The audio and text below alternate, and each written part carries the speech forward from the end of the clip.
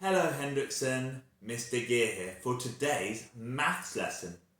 Now yesterday we recapped the best way to use a 5 frame and we used it to work out all our number bonds to 5. Do you remember we had some counters just like I've got here and we filled up the 5 frame to make sure we knew there were 5 and then we used 2 different colours to fill it up to work out our number bonds. Now, we are going to do something similar today, but also something similar to something you did last week. Do you remember back to last week? I had some cups and a box, and I challenged you to work out how many cups were in the box without knowing, just by counting the ones that were still outside the box. Now, some of you found that a little bit easy, some of you found that a bit tricky. So, we're going to do something similar today, and I'm going to show you how you can use the 5 frame to help you work out the answer this time. So, here goes. I've got my 5 frame, I've got 5 counters. Let's count them to make sure.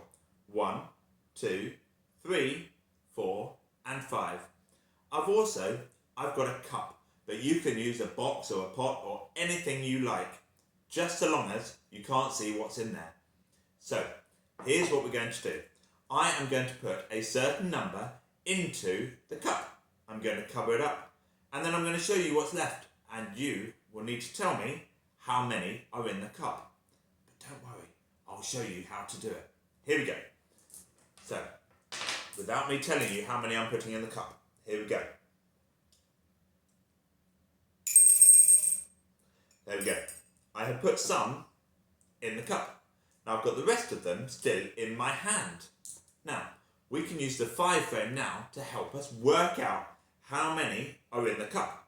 So if you remember, we started off with 5, which would have filled up the 5 frame. Here we go. Ready? Got one here. Got one here. Got one here. Make sure you put all of the ones that are left into the 5 frame. Okay? So, can you tell me, just by looking at this, how many there must be in the cup? How many do you think? Yeah, you're right. There must be 2, because there are 2 missing here. Ready? 1, 2. There must be, mustn't there? Because we started with 5, which filled it up, and now there are 2 missing. Let's check. Yeah, there we go. There are 2 in the cup. Now, let's try one more time.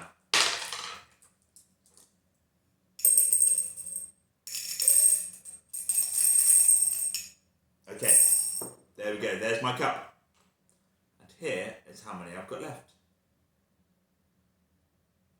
Shall we work out how many are in the cup? Here we go. So use the 5 frame like we did before. Ready? Put that in there. It's the only one I've got. So, can you now tell me how many must be in the cup?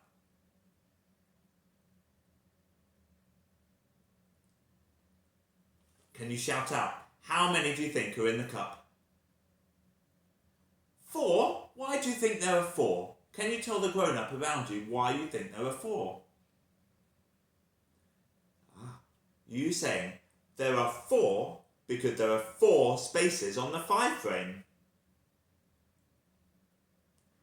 Fantastic. Let's check. 1, 2, 3, 4. Yeah, there are 4 spaces left. So I think there must be 4 in here. Let's check. Ready? Here we go.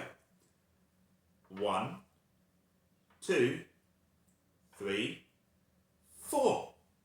Very well done. And as we've been practicing all week, we know that 4 and 1 must equal 5. So can you say that sentence as well? 4 and 1 equals 5. Fantastic. Can you play this game with your parents or your brothers or sisters at home and see if you can use the 5 frame to help you work out how many they put in the cup? And don't forget to put it on tapestry.